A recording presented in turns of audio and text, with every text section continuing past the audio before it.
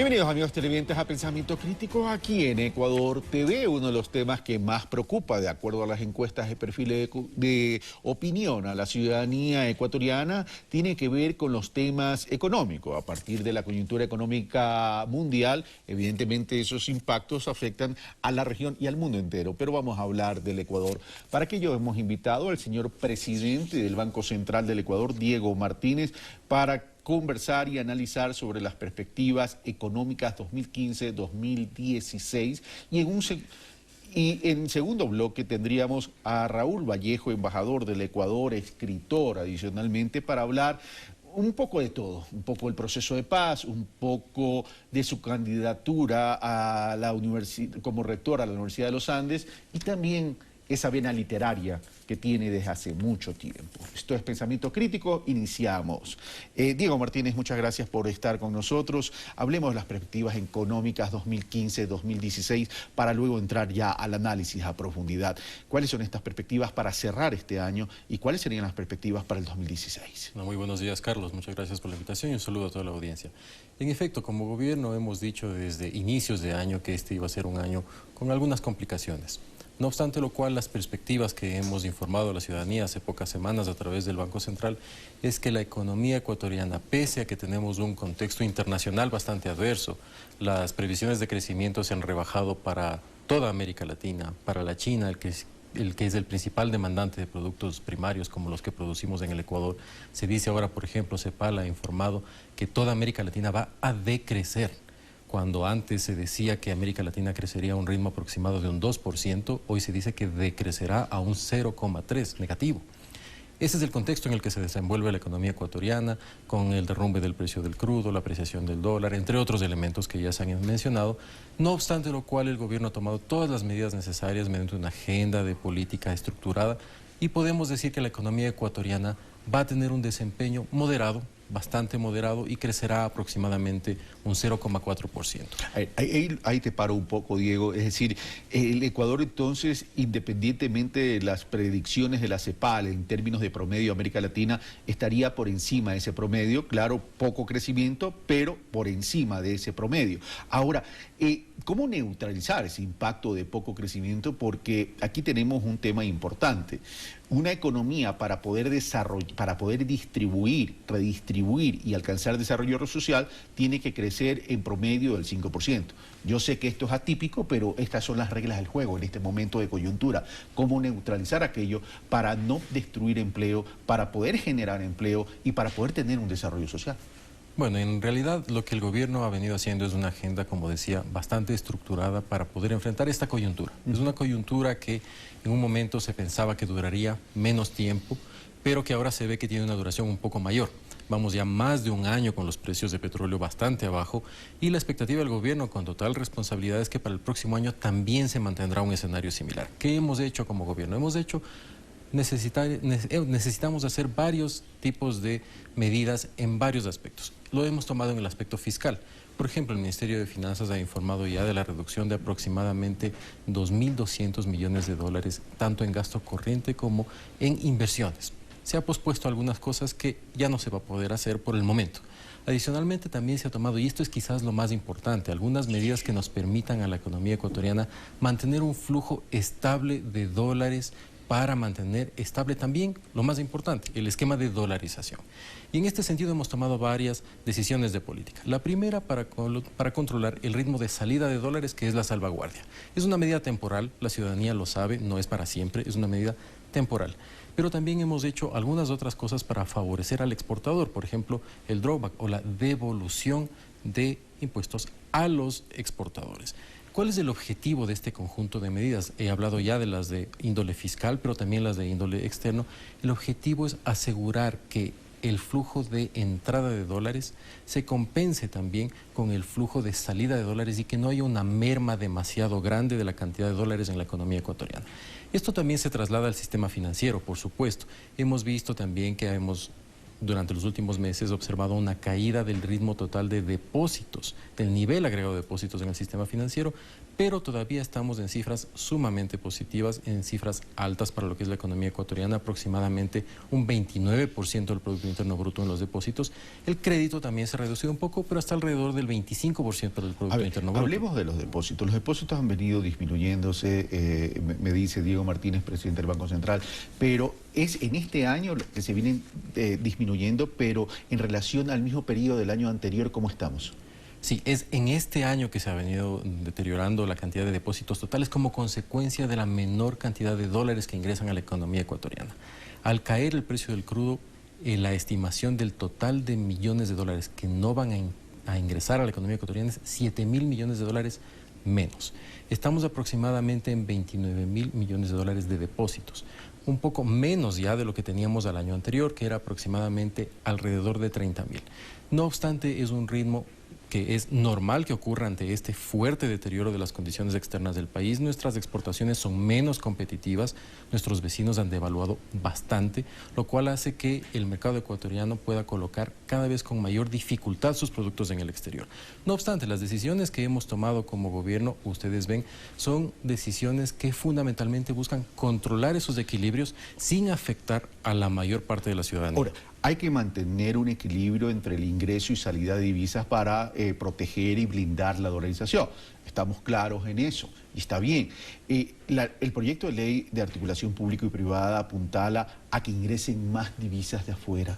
Y no solamente desde hoy, sino desde hace muchos años atrás el gobierno ha venido tomando algunas decisiones, por ejemplo, estableciendo algunos cuerpos legales, como el mismo Código de la Producción desde el año 2010, cuyo objetivo era justamente favorecer que el sector productivo privado cuente con todos esos instrumentos para poder generar un mayor ingreso de divisas vía favorecer las exportaciones, así de sencillo. A la ciudadanía hay que compartirle algo que es sumamente claro. La dolarización es un esquema con el que el gobierno nacional está totalmente comprometido y vamos a hacer todo lo que sea necesario para mantenerlo. Pero para que la dolarización se mantenga en el mediano y largo plazo, tenemos que tomar una decisión y es hacer que la economía ecuatoriana tenga una capacidad muy específica y es que exporte más de lo que importa, porque es la única manera en la que la economía ecuatoriana va a tener una entrada mayoritaria de dólares frente a la salida que se da por importación. Pero ese es el deber ser, Diego. El tema es el siguiente. Hoy en día, al disminuir los depósitos, también han disminuido los créditos y se requiere liquidez desde el sector industrial exportador o agroexportador a efectos de poder financiar sus operaciones. ¿Cómo resolver el problema de liquidez? Porque por otro lado hay contratistas del sector público que también están impagos y que también les genera un problema de liquidez y que eso se está traduciendo eventualmente en una disminución de personal. Por supuesto, en la situación coyuntural que estamos enfrentando de una reducción de la liquidez, lo que hemos tenido que hacer es también reducir el ritmo al que el gobierno estaba realizando sus gastos y sus inversiones. No obstante, el gobierno también está ampliamente comprometido para que el programa de financiamiento que tenía previsto el Ministerio de Finanzas desde el inicio de año se cumpla en su totalidad. ¿Esto qué significa? Que no vamos a poder realizar o no vamos a realizar obras de inversión nuevas que estaban previstas, pero vamos a concluir las que estaban en marcha y pagar las cuentas de aquellos contratistas que han hecho las obras que estaban ya en marcha. Desde ese punto de vista, sí, habrá habido algunas demoras, quizás, no obstante, el gobierno está comprometido en mantener un ritmo adecuado de pago a estos contratistas para que no sufran estos problemas. No obstante, ¿qué se tiene que hacer? Lo que hemos tenido que hacer ante esta merma coyuntural de liquidez es adoptar algunas medidas que impidan la salida adicional de dólares. Por ejemplo, cuando el gobierno gasta en inversiones, una buena parte, no todo, una buena parte de esas inversiones se dan en importación de ciertos insumos. Eso ya no vamos a hacer. Entonces, desde el sector público estamos tomando todas las medidas para que desde el sector público dejen de salir una enorme cantidad de divisas que si hubiéramos hecho esas inversiones saldrían. Lo mismo nos toca hacer también con ciertas decisiones de política para el sector privado, razón por la cual, por ejemplo, tenemos la salvaguardia.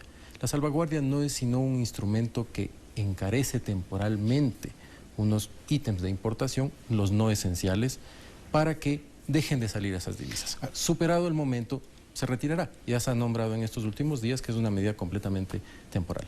Ahora, hablemos del 2016. ¿Qué va a cambiar el 2016? Tenemos